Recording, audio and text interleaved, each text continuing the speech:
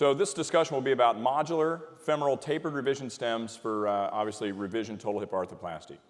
These are my disclosures. Germain is the relationship with Zimmer Biomet.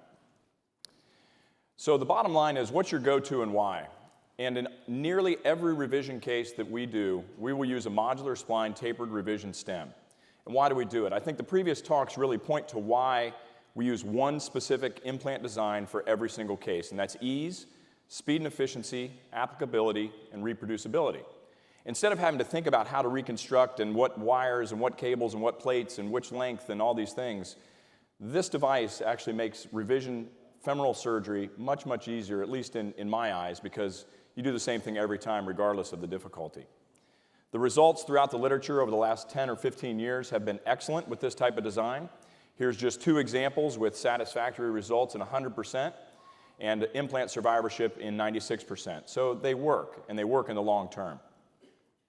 Well, how do we think about this? This is much similar to the Poprosky classification. My senior mentor, Dr. Mallory, had a classification. It's basically type 1 through 3, and it describes how bad the femoral defects are. And to show the applicability of a spline tapered revision stem, a modular spline tapered revision stem, we'll simply go through each one of these. So in a type 1, the cancellous bone is intact and the cortical tube is intact. It's been stated by previous authors that you could use a monoblock stem, you could use some type of a primary stem, you could use a proximal sleeve. But if you think about revision hip surgery and just do the same thing every time, the applicability of a modular spline tapered stem comes into play. So here's an example of a primary in a patient with previous hip surgery requiring a subtrochanteric osteotomy, and the use of a spline tapered revision stem makes this difficult operation significantly easier by doing the same thing every time. In a type 2 defect, the cancellous bone is deficient, but you've got an intact cortical tube or an intact diaphysis or metadiaphysis. And again, here's an example of an infection treated with a two-stage revision and a extensile trochanteric osteotomy, and a long spline tapered revision stem provides excellent fixation, restoration of bone stock, equalization of leg length and offset, and stability to the hip. In the type 3, which is classified again by A, B, and C, it basically means that it's getting harder and harder. There's more defect, there's more deficiency. But if we approach the operation in the exact same way by reaming distally, placing the modular spline tapered stem, and then reconstructing the proximal femur, with whatever proximal femoral part fits best and works best in that case, it takes a significantly difficult revision scenario and turns it into a very, very easy operation by applying the same principles each and every time. So here's an example of a multiply failed hip with a fractured cemented stem.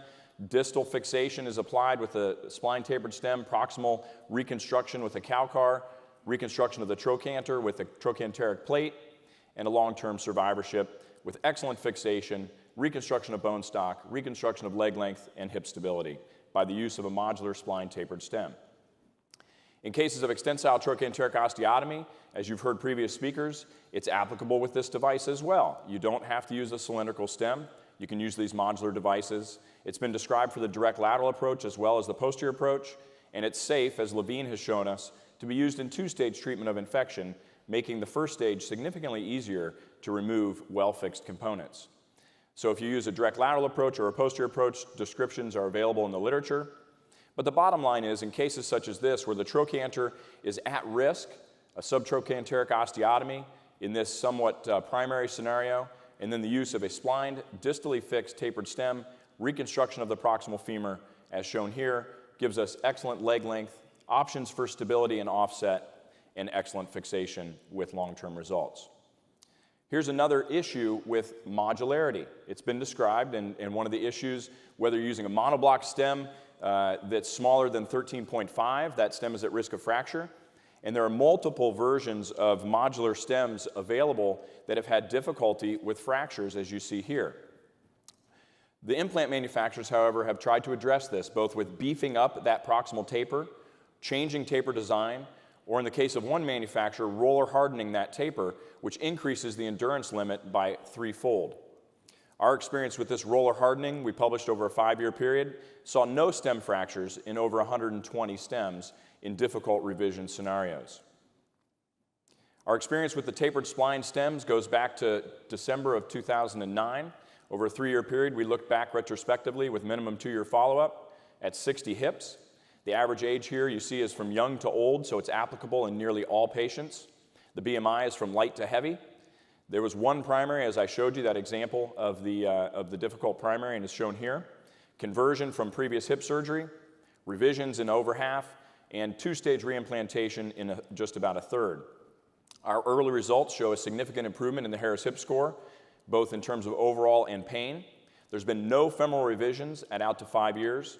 There's been 2 dislocations, both of which were associated with trochanteric fractures or trochanteric escape, and that's led us to the increased use of trochanteric fixation in these difficult procedures. So the bottom line is, what's your go-to and why? Every single revision in our institution receives a modular spline tapered stem because of the ease, the speed and efficiency, the applicability, and the reproducibility. Thank you very much.